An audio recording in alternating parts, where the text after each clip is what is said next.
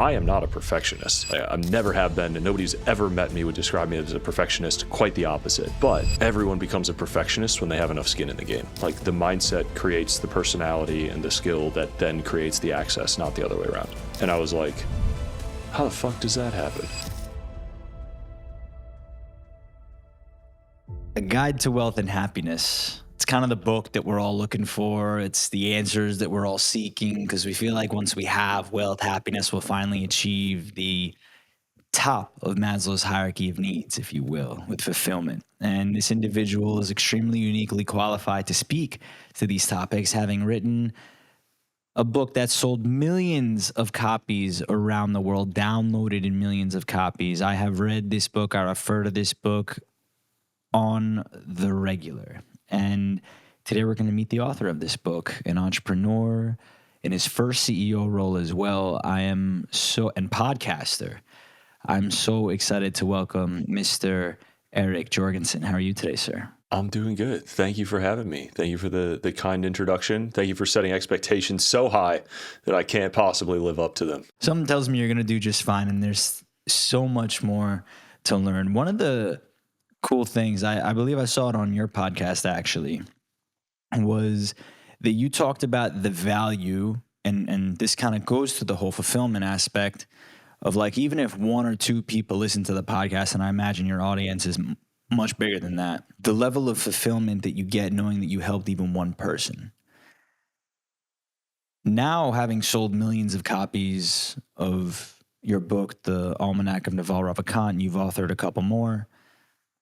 How does that mindset, or how does that mental approach, knowing that you have such a global impact, apply, even though it's really just about one person that you could change? I sort of use that as a reminder to what's really important. Like, I think it's so easy to get caught up in chasing anything arbitrary, right? Like, we feel like we're supposed to have goals. We feel like we're supposed to, have a next big lift or reach some milestone of followers or subscribers or whatever. And it just doesn't really matter. Like, what matters and what I find so much more fulfilling is the qualitative sort of feedback you get when people are like, I gave your book to my little brother and it changed his life, or this book made me quit a job that I hated and gave me the faith that I'd be able to do something next. Or I had to just remind myself, like, every time I publish a podcast, something good happens. Maybe the founder that I interviewed will get reached out to by an investor or a customer. Maybe my fund will get a new investor. Maybe somebody will just learn something that they apply to their business and that grows. Like, even if I never hear about it, something good happens every time I publish a podcast. And it is just so much easier to feel great about what you're doing and keep doing it when that's your bar, not, I need 10,000 downloads, or I'm going to hate myself and this project until I get there, right? Like, it's just so much easier to frame it that way and get joy out of everything you ship. Writing, podcasting, creating, authoring. What's your favorite medium and why? It depends on the day. I love, like, the experience of talking to somebody is so much more fun than the experience of writing. Like, writing is agonizing, and publishing a book can be really hard. But I find that very fulfilling. Like, the hours that I put into a book, and when I get that out into the world, like, my books are going to outlive me, right? They're going to reach people I'm never going to reach. They're going to appeal to people that wouldn't like to talk to me or listen to me interviewed, and that's great. But knowing that books are just such a timeless medium, and that we're reading books now that are thousands of years old and still enjoying them, like, I get a lot of satisfaction from that medium. You wrote this book, The Almanac of Naval Ravikant. I alluded to it already, and that you've sold millions of copies of it. I go back to it often, like I was saying, and I can't even tell you, man, like, there's so many highlights, and I'm sure you get this all the time, so many notes that, like, it made me think and look at life so much differently. I mean, we were going over, you were so kind to download the Inspired Reader reading list before this. And, it's very humbling just as someone like an author like you would even check that out. And we were going back and forth about how it could improve, and feedback I'll obviously implement. Knowing that you've written this masterpiece, I don't want to ask you what the inspiration was. I want to ask you how it actually has impacted your brain, having to study someone so deeply and writing this almanac of wisdom. Are you still referring to these lessons on a daily basis all these years later? How has this experience impacted you as a person, as an investor, and so forth? When I started this project, I had no idea what I was doing. I didn't even know it was going to be a book. I had no idea that it was going to sell any copies at all, let alone what it's done. I mean, the only thing that I knew going in was that if I spent every minute, every hour that I spent like swimming around in Naval's ideas would make me a better person in my estimation, right? I loved his perspective. I loved the lessons that he taught. And if all I ever did was spend, 1,000 hours reading and rereading and rereading and organizing like his information, like my brain would be better off, my life would be better off. So that was really like, that was my floor. Is like, if all I did was, rearrange it, I'll be happy and I'll be better off. The fact that anybody else can benefit from it, let alone like millions of people, is just a gravy. I was probably 20, it was like 27 years old to 30 years old when I was working on this. I think I published it, I was about 30. And it's an important era, right? Like I was rewiring my brain in some important ways. I was learning to train my internal voice and some of my mental habits. Like as Naval says, none of us are perfect. It requires constant discipline and retraining to keep those ideas in there and keep them at the forefront.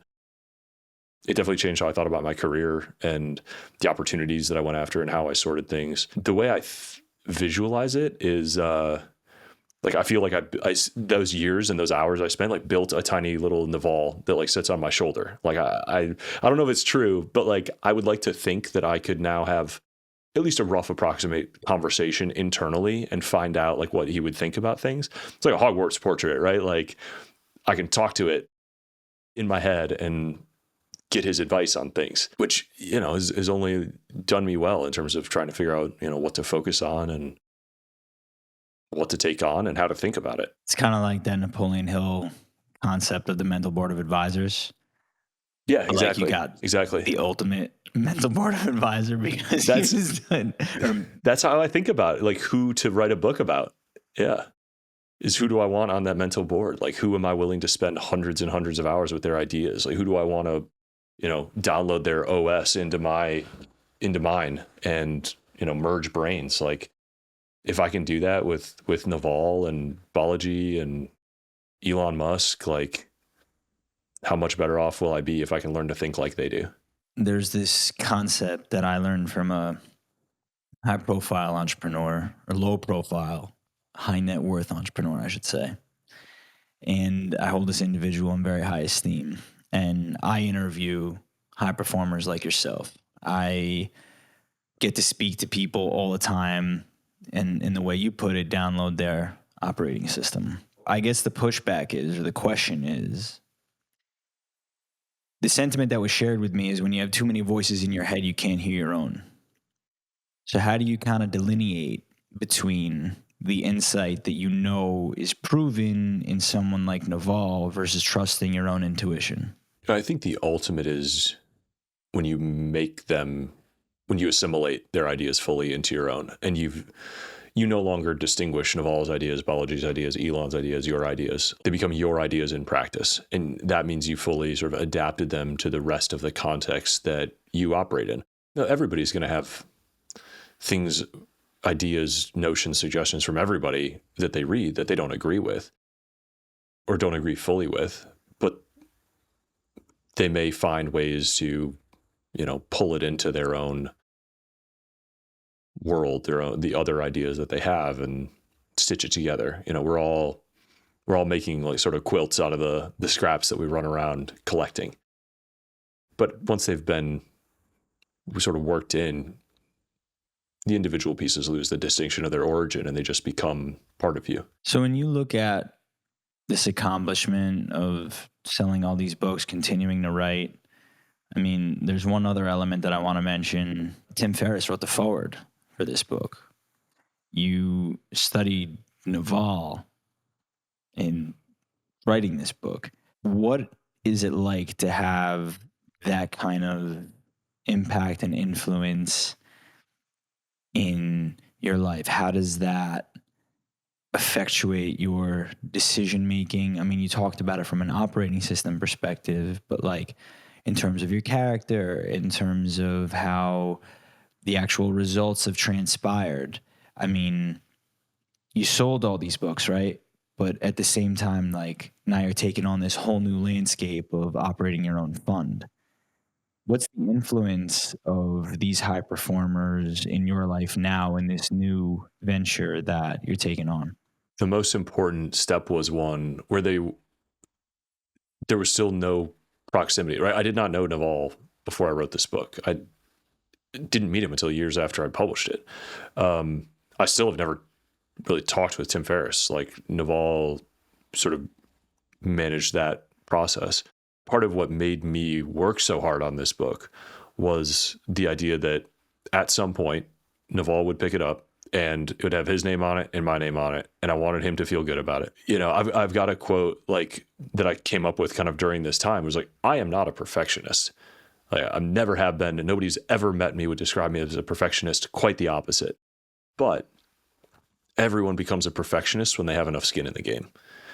And I think that is really what happened. Is it's not like I got close to Naval and then got a chance to write a book and I wrote a mediocre book. I wrote a book that I knew I wanted Naval to be proud to be associated with.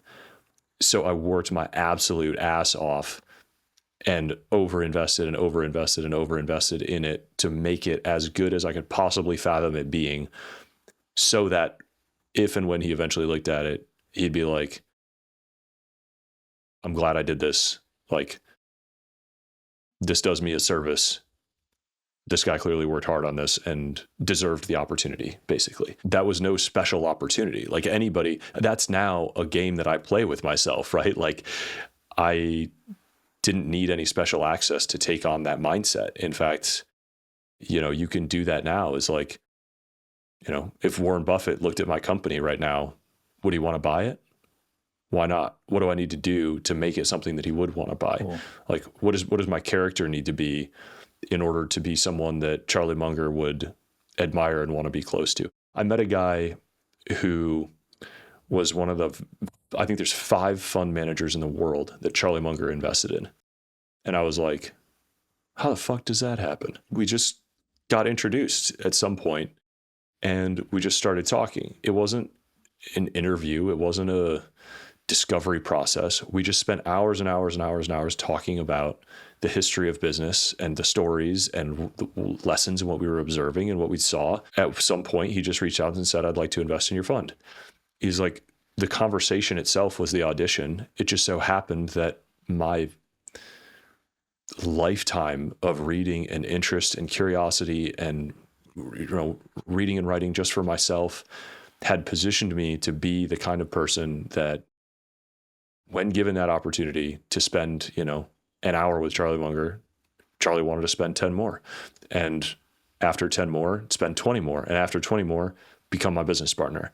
And that's, you know, like the mindset creates the personality and the skill that then creates the access, not the other way around. Access to people is, I remember Scooter Braun talking about it once in an interview. He was like, you think you want to get to know me, but you don't really want to get to know me. You want the access that I have to the people that I can talk to. I feel like this podcast and getting to speak to people like yourself, other high profile authors, athletes, entrepreneurs, I feel privileged to sit down, ask these questions and get insight into their operating system, their blueprint, and gain insight into what it takes to achieve certain outcomes. I just want to open up to a random page that I've like highlighted and ask you about your experience in coming across, you know, what the research was, what the organization was like, and just kind of, I've never done this before to anybody. I just want to try with you because I don't know if I've ever highlighted a book this much. Remember, you noted that I read a lot of Ryan Holiday. Still aiming to get him on the podcast, and I probably highlighted his books quite a lot. But this was everywhere. I will say before you do it, like, or while you're looking for a passage, like that was very deliberate. Like when like one of my mental KPIs or goals for this book was to be by percentage one of the most highlighted books on Kindle. Like 100%. I wanted to see dog-eared, beat to shit copies that people had bookmarked and written all over, because I wanted it to feel rich, like nutritious, like there was something useful on every single page. And so when I hear people who say like, yeah, I flew through it, I have a highlight on every page, I carry it with me, I reread it every year, stuff like that is like, that's shows me that I hit the mark on trying to make it just so nutritious and so valuable. That's so well said, because I feel exactly the same way. And other people that have read this book that I've talked to, like when I posted that I finished it or something like that a couple years ago, they were like, oh, wow, highlighted this thing like crazy, finished it so fast. And I said the same exact thing, highlighted it like, I have things with like, I'm showing the camera, like just stars. It's just crazy. Like, yeah, I mean, and let me be clear, like these are not my ideas, right? Like this is all Naval's greatness over the lifetime that he's created. And I just did my best to sort of put these things together in a format that people would appreciate. Like I wanted more people to have access to these ideas, and books are just such an important format for the world and so timeless that it makes it accessible to everybody, and it ensures that all this knowledge that was created on Twitter and in podcasts is going to hopefully survive the ages. I'm just going to randomly go to wherever I see. All right, we'll go to a star here. I try not to have too much I pre-decided. I think creating identities and labels locks you in and keeps you from seeing the truth. To be honest, speak without identity. I'd love to know, just in terms of like the research and the organization, the structure, like if you can recall, where was your head at when it came to crafting that and sharing that particular sentiment within this book? I mean, I remember that idea because it seems so difficult to practice and seems so rare, right? And Naval goes to great lengths. I think it's part of what makes him so other. Like part of what sets him apart is that, you know, you see these Twitter bios that are like Democrat, Christian, brother, like Midwesterner. And it's like, is people deliberately just very specifically choosing all these labels that on the one hand are affiliations that they're proud of. And, you know, there's no shame to that. But when you hear, you know, Naval articulate it that way, it's like, well, that person probably believes all the things that you would expect that person to agree with, especially if they're proudly displaying those labels. And you look at Naval's Twitter profile, just as an example, and I don't know, his Twitter bio now, it might just be present, or it might just be, it's usually like one mildly descriptive, pithy word. But it's also, you know, a sketch of a face. It's just like 3 lines. It's a circle and a... Not to cut you off, incompressible. Incompressible, yes, is his, that's his Twitter bio now. Yeah, usually one word, and very deliberately a very nondescript but unique photo.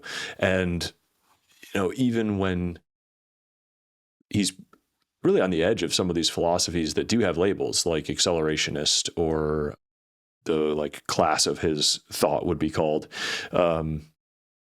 but even when there are labels to take, like he does not take those labels. He does not, like, he's got another quote that's related to that, which is like, anytime you've picked up a bundle of beliefs, you should be wary that you probably don't believe all those beliefs, or at least you're not doing any critical thinking about them. And if you avoid the labels, you avoid being bucketed, you almost force yourself to come up with unique or your own novel, true critical thinking in reaction to whatever's going on. You don't think of adding these labels or these sort of categories to yourself as being limiting. You think of them as being, you do that to join a tribe, you do that to find camaraderie, you do that to become legible to other people, which are all comforting things. Like, we're social creatures, but it also in many times constrains your thinking, or sets you up to go along with the crowd in the future in a way that you might not want to if you were forced to think it over from first principles. As you're looking at this next venture that you have in front of you, you have a fund, you're in your new CEO position. How have these principles, these accomplishments, now that you have them under your belt, whether you intended to or not, where's your head at managing your emotions and your ability to function at a high level in terms of obtaining these disproportionate results that we're all after? Where's your head at and pretty much just managing yourself as you take on this entire new industry and landscape? I think it's prepared me well in some ways. Like the way I think about, writing my blog and writing my books and doing my podcast is like, it's all curriculum, right? Like I'm building my own curriculum. I'm learning the things that I need to learn or that I think I need to learn and doing it in public and sharing it with others as I go. When you educate yourself in following your own path, you maybe are prepared for things that other people haven't been preparing for, whether you do it intentionally or not. There's a lot of what Naval has done that I admire and hope to sort of at least honor in how I walk my own path, right? In being an investor and a founder and an operator and a helpful writer and a helpful sort of processor of ideas and helping other people sort of understand more of the world. So I'm now, I don't know exactly where Naval was at this age, but I believe he was roughly starting AngelList and doing, his investing through his first fund, I believe. Or maybe it was just as an angel. And so like by sort of happenstance, since I spent the last 8 years studying him, like I'm not too far off from that. It looks a little different, but I have a small fund where I'm investing in like early stage deep tech startups and have as of last year basically started running a publishing company, which is the company that I use to publish both of these books. So I'm straddling a difficult fence of being an operator and an investor and trying to grow, two different organizations at the same time. So some long hours in there and some context switching, but there's a lot, there's a great Buffett quote of like being a great investor, being an investor makes me a better operator, being an operator makes me a better investor. And I like to think that that's true, and just generally being well-rounded and seeing the world in a lot of different ways gives me some, a deep keel and a lot of ways to win each day. And across everything that I'm working on, to use one of Naval's sort of mental models, like there is almost always an incredibly high leverage task to do. And it changes my opportunity cost from, if there's a 6 out of 10 importance thing to do for the fund or for the, for Scribe, like maybe it doesn't get done because I'm doing the other, like only 8, 9, or 10 out of 10 importance things across all the different companies. And that's, through the lens of leverage. That's painful sometimes day to day. I feel guilty about it sometimes.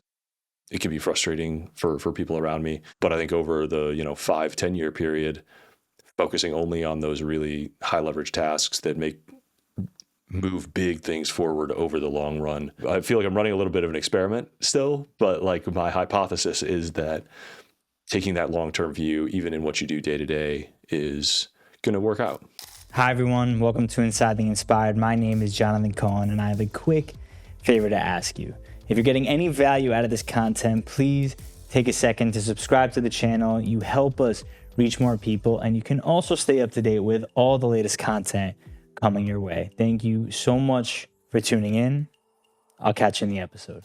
That takes a sense of self that patient, decades, not days kind of approach. And I'm wondering what your self-talk is like in terms of managing the imposter syndrome, if there is any, maybe there isn't, after you've accomplished such an incredible feat. And if that is the case where you don't experience it, how can people overcome their own version of imposter syndrome based on your experience, which I'm sure at some point in trying to publish a great book you've experienced, or any venture that you've taken on? How have you kind of managed your self-talk in overcoming imposter syndrome, if at all? I will say only because you mentioned it a few times, like I have no I take no pride in past accomplishments, right? Like that was past Eric. Like I don't deserve any sort of rest or recognition for like what that guy did 5 years ago. My flaw is not imposter syndrome. It's probably the reverse. Like I am much more prone to believe that like I can do anything, and then I try it and it's harder than I think. I spend a lot more time like chewing the too much that I bit off. But that's much more satisfying to me than like worrying that I don't deserve to be where I am. Like I spend no energy on that.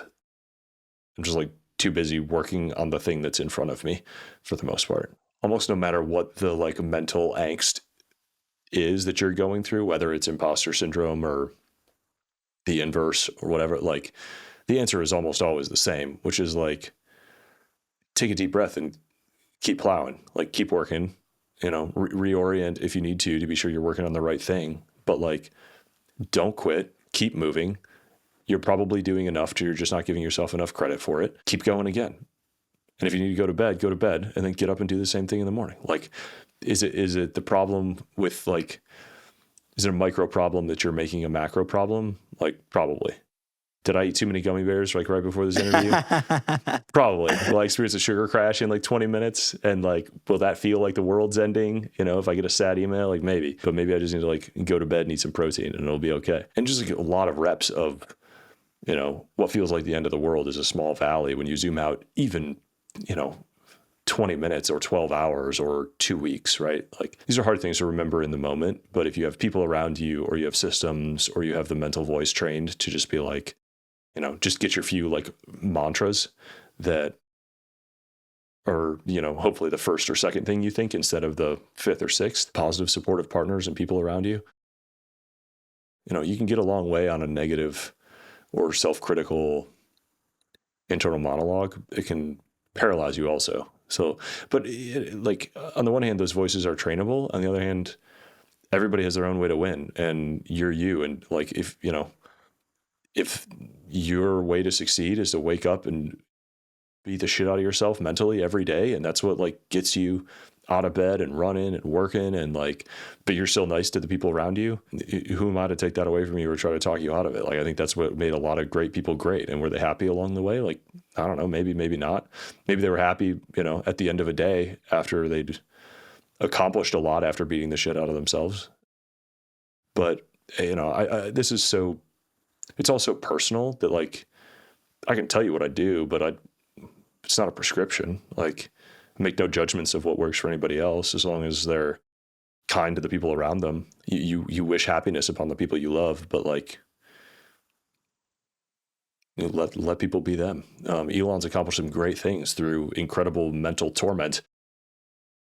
I don't know if he would change it if he could, but I'm certainly grateful that he's doing what he's doing. You said a couple things in there, systems I want to put on the shelf for the next question. I just want to note something though. I mean, the self-sabotaging element of the high performance is a real thing. And I was reading this. I myself am writing a book. I don't know if it'll go the same way yours did, but come talk to me. Publish with Scribe Media. Let's go. You got it, man. Just kind of running through. I spoke at Stanford last week on the topic of mental toughness in the age of AI. And it was in this class. It was to a class of students that are focused on maintaining and generating creativity in the age of AI. And I explained what mental toughness is, why you need it, how to build it, how to leverage it, and how to find purpose with mental toughness as this mental toolbox that you could carry around with you to help create meaning in your life. And so I started looking up the downsides of mental toughness.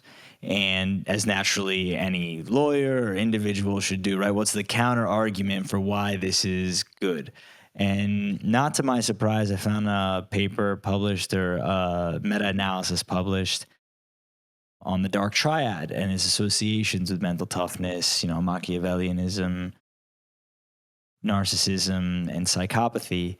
And good news is mental toughness has positive correlations with narcissism, but not with Machiavellianism or psychopathy. So mental toughness is still a good thing, but I digress. So the point being that when I think about these things and how I define mental toughness as a practice and what it's composed of is about self-love, self-belief, confidence, perseverance, persistence, fortitude, grit, gratitude, all these beautiful things that help us get through and do things. But I also talk about how mental toughness isn't just about the ability to get through. It's so important to love yourself. And the way you're talking about it is like, what I heard was you don't necessarily have that same experience when doing something hard. You're like, I actually bite off more than I can chew and just spend more time chewing, which I think is a magnificent way to go about it, where like you understand and have enough awareness to be like, all right, this was a bigger bite than I anticipated, but there's no reason why I can't continue. And I've deliberated on this podcast, like it's called Inside the Inspired. And after almost 150 episodes interviewing people like yourself, I'm putting out an episode with a U.S. Air Force F-16 pilot. Like there's so much that I've learned from these high performers that have made a lot of money, sold a lot of books, done a lot of things, have millions of followers. And like, I feel like I've learned what's inside the inspired. And I've taken away so much value from the people that have shared their time with me. And so when you feel like you have all that insight, like you've garnered from studying people so deeply, like I like to believe I have in preparing for podcasts and just taking the time to read authors' books to the nth degree, like sometimes you can have too much clarity and not take action. When did you kind of realize it was the time for you to take action and do the next thing that you're after? I'm going to answer that question, but I have one for you. I just didn't want to interrupt you. I cannot let you go by with like, I've studied all these people. I figured out what's inside the inspired without asking you what's inside the inspired. What are the sort of emerging traits that you see across the group of people that you've interviewed? I think I appreciate that question very much, especially coming from someone like you. I think you kind of alluded to it when you talked about like there's no one way to do things. Like there's your way. There's the way that you get it done. And so what I've come to find is that there's this incredible thread of grit, but also self-belief, and there isn't self-sabotage. And so high performance comes when you start to make that voice in your head your best friend, and you start to leverage it as a way to get yourself to the next step. Like, I got this. All right, one more rep, one more step, one more page, one more word. And it's not just one, right? It's like anything, it's about, all right, not just looking at the whole landscape in front of me, but breaking it down and saying just that one piece. All right, now this next piece. And having that patience and that foresight and that perspective, I believe, shapes a lot of the character that leads the inspired individuals to go and accomplish their incredible feats, their outcomes. A big mission of mine is to help people change that conversation with themselves, because I personally struggled with it for so long. And so how I've gone about that is by taking on really difficult tasks. Like, we were talking about the run that I'm training for. I've done other really intense challenges my audience knows about that have really shaped my identity, not rooted in, these astronomical numbers that I've been able to, achieve in terms of like calisthenics or running or anything.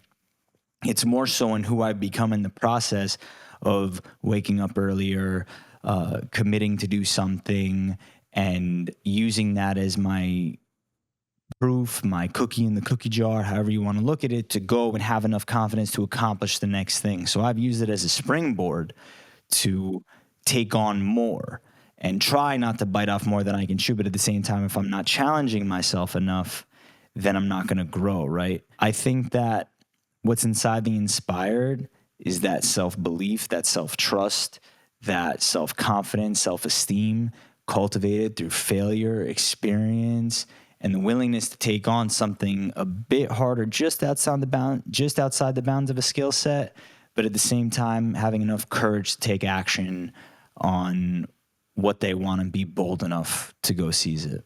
When did you feel like you first learned mental toughness? When was your first experience that got you to be like, oh, I'm doing this right and I just need to do more of it? I did the David Goggins challenge, and that was a really big aha moment for me. I'm actually wearing the shirt right now, ironically. I opened up your reading list and David Goggins is book number 1. I'm like, hell yeah, there's a scribe book right on top, man. I love it. So it's hard not to give that guy credit for a lot of the things that I've done since, because I feel like he's been the door for a lot of people. I just interviewed Matt Johnson, and I have another friend, Eli Winninger, both ultra marathoners who are crazy to do 100+ mile races. So I think Matt even won a 100+ mile race, and you know, he kind of opened the door to a lot of not just the mental tools. He opened the door in a lot of ways where you can break down mindset and mental toughness outside of like psychographics and these quizzes, and just talk about these concepts at a high level that he believes works for him. And, you know, whether it's the cookie jar, the 40% rule, or any of these particular rules, like there's no real litmus test that's measured in a psychology class that helps you learn to do, right? Like these are tried and true theories that have like, listen, man, I was running 100 miles. I'd never done it before. And like, I was bleeding everywhere in places I didn't even know. And I thought I was going to die, but I did it anyway. Right. So like I learned when I was doing the Goggins challenge, and I served 2 years in the Israeli military. I served 3 years as a criminal prosecutor. So like I've done late nights in the field, late nights in the office, and I've stood up in court, and I've done 5 years of public service collectively, along with a bunch of other philanthropy. But I would say that like in terms of where I learned it, it's the 9th run of like the 12 runs. And I also added 2 miles at the end for a total of 50 miles in 48 hours. And if you don't know the challenge, it's 4 miles every 4 hours or 48 hours. And so that 9th run, where I honestly, and I'm a tough guy, and I don't even really know if I've talked about this before. Like on that 9th run, maybe a mile in, I thought I was like gonna cry. And like just the sleep deprivation, which I'd experienced in the military, but like the exhaustion was kicking in, my bones were hurting. Like there's no one there. I was raising money. We raised like over 15 grand for curing Alzheimer's through research. But like, there was just this crazy moment where like I asked my grandmother, who I was doing it in honor of, she had passed away on my birthday, and I had moved up the challenge like 2 months before I was supposed to do it. And like, I think I did it like 2 weeks after my birthday and after she had passed away. She had passed away from Alzheimer's, hence what the cause was for. And on that 9th run, I was like, Grandma, please help me. But I swear, man, I was like crying. I was very, very emotional because I was in so much pain and no one was around, right? Like, and it was February in Jersey, so it was cold as hell. And like, I think it was like a 4 p.m. run. And like, there were only 3 more left, or maybe 2.5 more left, I guess, after that one. I remember saying that to her, and I felt on my back, I felt a force like push me just gently, like up like this little incline, like just so ever so gently, man. And like, I just remember having this crazy sense of self that was like, oh my God, like I'm going to be okay. I'm going to get through this. Stop being emotional, kept running. And also during that experience, the first night run, I think on maybe run number 3 or 4, it was like maybe the first 4 a.m. run. I tried to like watch TV while I was running on the treadmill, or like listen to music, whatever it was. And the frequency was too high.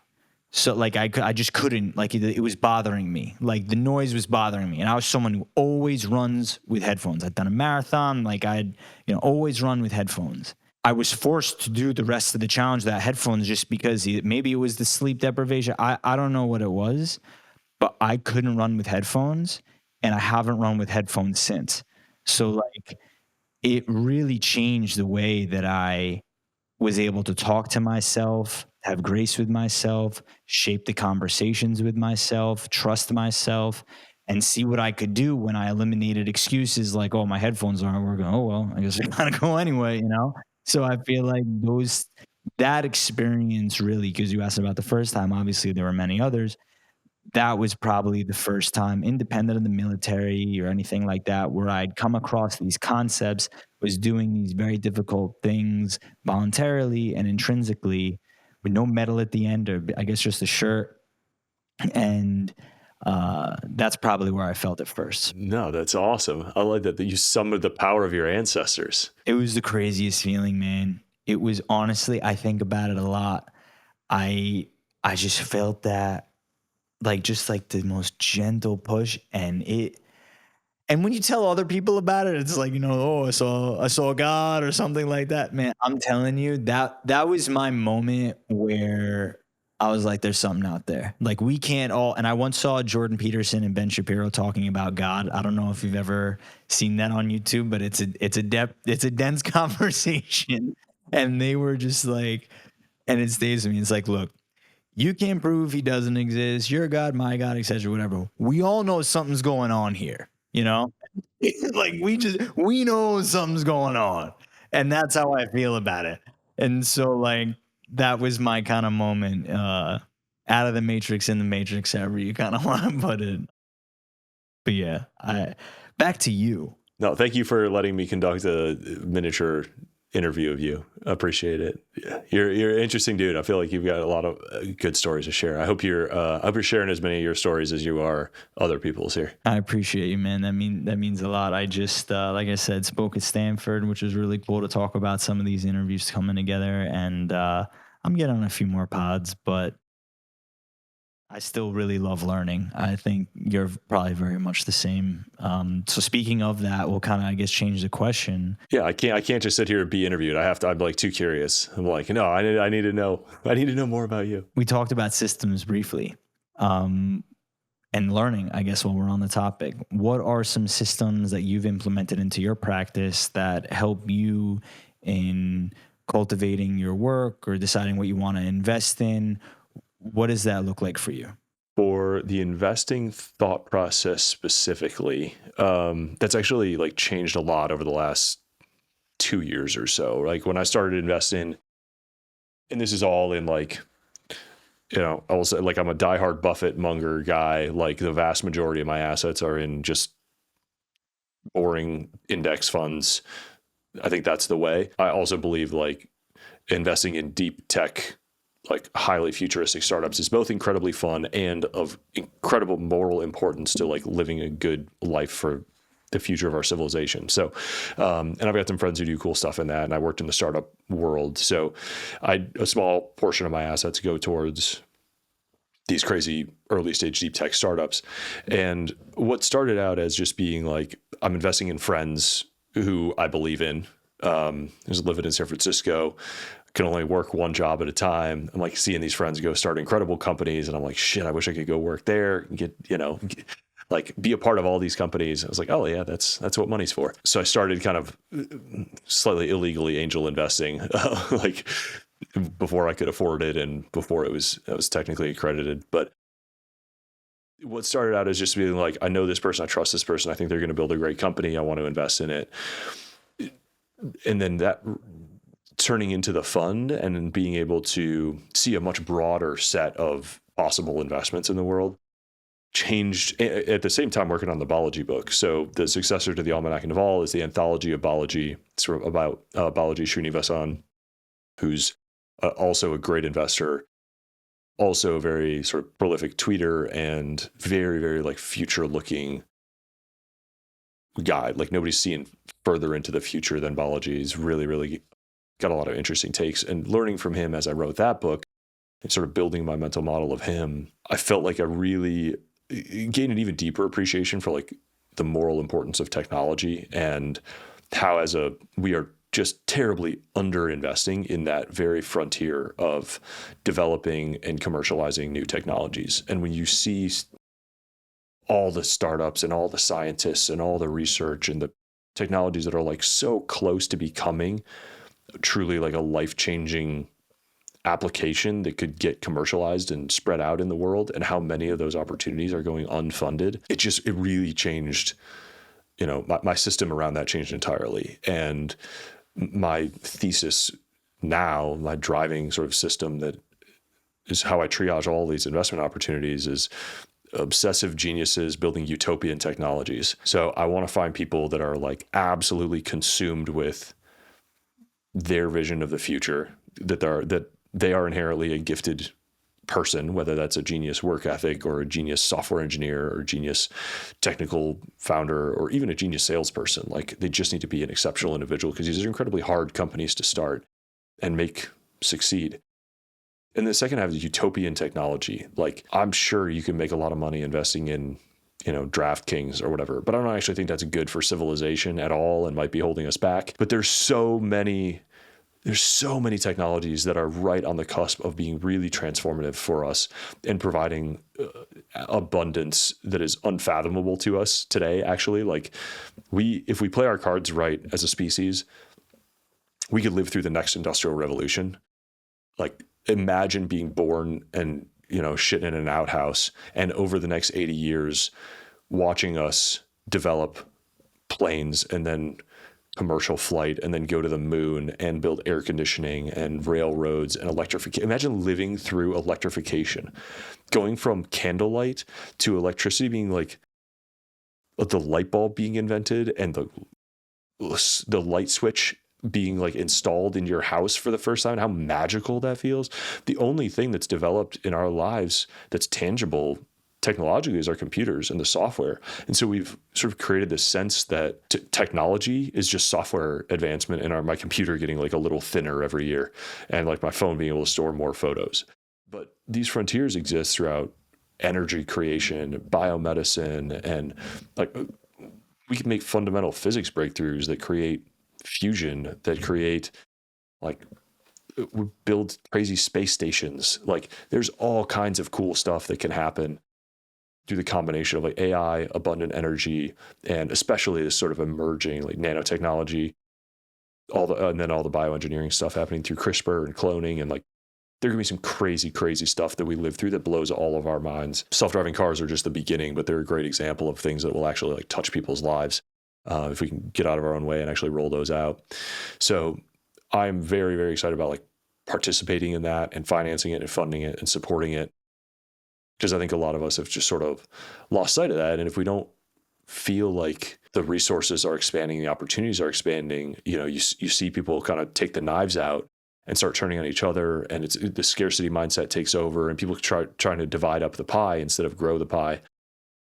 But there's so much pie left to grow. I mean, imagine living through, seeing humanity become multiplanetary for the first time, or build a permanent moon base, or, a base on Mars, or solve hunger, solve clean water for people, start meaningfully controlling the weather, reversing climate change. Like all of those are, 10 to 20 years away, 25 years away. Like that's not long. Like that time is going to pass, and we can support and be a part of those things, or we can, some people are actively inhibiting them for extremely confusing reasons. But mostly lawyers. If you get lawyers listening to this show, like let's, kind of take the red pill. Like let's get some pro-progress lawyers. So yeah, it's a really exciting thing to be a part of. And it's a lot of what makes me fundamentally optimistic about the future is, whether I invest in these companies or not, just seeing some of the crazy stuff these incredibly talented people are doing, and thinking backwards from, an incredible, abundant, verdant, version of our civilization in 2050, and imagining what it takes, what companies that will take to start now and fund now. What are the mega cap companies of the 2050s going to be, and how can we help them get started? Ladies and gentlemen, Mr. Eric Jorgensen, this has been awesome. There's a question that I pose to all my guests. I love how you were talking about the future, because that's what bleeds into the next question. If the future version of yourself from 10 years from now were to fly in and offer you some advice in order to get there, what do you think he would say to you? I was just thinking about this recently. I'm quite positive he would tell me to focus. And my question would be, focus on what? I've got a lot of hopes and dreams and projects and things that I want to tackle. And I hope I can get to a good chunk of them. Because I'm having fun with like pretty much everything I'm doing these days. Yeah, I think I I think he would probably tell me to speed up, slow down, and smile throughout the process, depending on the moment. So I try to learn to, like, hear that voice. And I just finished reading the unpublished David Ogilvy, and he was talking at the end. They interviewed him when he was 75 at his castle in France. This is one of the absolute godfathers of advertising. He started Ogilvy and Mather. He's one of the great creative geniuses of the advertising world. And I highly recommend his writing. All of his books are great. David Senra talks a lot about him. Yeah, and rightfully so. Ogilvy on advertising was one of my favorite books, and it sent me down the rabbit hole of all of the other, Claude Hopkins and tested advertising methods, and there's a bunch of great stuff in there. But he was talking about how people were like, oh, you must have been so proud of what you were accomplishing. You must have been so happy. And he's like, I was a ball of anxious nerves every single day. For 40 years, I thought my company was going to fail that week. And like my hair was on fire to make it succeed. And it wasn't until I was like 60 that I realized, like, maybe even 70, it was like, it's probably fine. Like, it's not going to go out of business. And as he reflected on his career, he's like, I wish I'd had the presence of mind to enjoy the accomplishments that I had, enjoy the moments that I was living in, enjoy the success that I was having, instead of being so afraid in every individual moment that it was all going to go away. And I think that's a really common reflection of like wise elders. And, you could argue that anxiety and that fear is what made them successful in the first place. But most of them, and I think Naval has a line to this effect too. He's like, I would tell my younger self, like, do everything that you're doing, but do it without the anger, without the emotion, without the anxiety. And you can make that choice to just kind of, I'm just going to keep quoting people. John Cleese has a great line that's like, simply lean against the problem in a friendly and persistent way. And I'm like, yeah, that's kind of how I want to feel about my life. Like, I want to be persistent. I want to be friendly, and I'd rather lean than push. And I think, over the long run, like, those get you most of the same way and a lot happier for you and yours along the way. So I hope if my, whatever 70-year-old self is watching, he's like, not just proud of the work, but proud of the attitude I take towards the work along the way. This has been awesome. I've had so much fun. I know we're so over time. It just made me think of one last question that I would have, and then I'll let everyone know where they could find you. How much are you reading? I have blocked an hour and a half every morning as reading and thinking time on my calendar. And like, more than half the time, that's what happens. It's not perfect, but I find if I'm not reading, I'm usually trying to read the wrong thing. And I've gotten better at Naval's advice of like, if you're not flying through a book, put it down, find something else. So I still do read quite a bit. And when that falls off, sometimes I have to, because there's just a bunch of urgent stuff, and remind myself, like, reading is what got me where I am in the first place. You can't, Shane Parrish is really good about that too. Like, you got to block time for it. You've got to stick with those foundations of reading and working out and, taking care of your family. And in the long run, like, you've got to do those things in order to have the longevity in the game that you want to have. That is what determines most of the results, right? I was remind myself, like, in 10 years or 50 years or 100 years, the only thing that will matter about today is that you didn't quit. Whether you read 1 page or 10 pages, like, just read. Whether you run a mile or 10 miles, just run. Like, just keep your streak alive. Don't quit, stay in the game, and, lean in a friendly way against the problem, and the rest should take care of itself. Eric, please let the audience know where they can keep up with your journey. ejorgensen.com, scribemedia.com. You can find me on Twitter. I'm there way too often. I should be reading more and tweeting less. This is awesome. Thank you so much.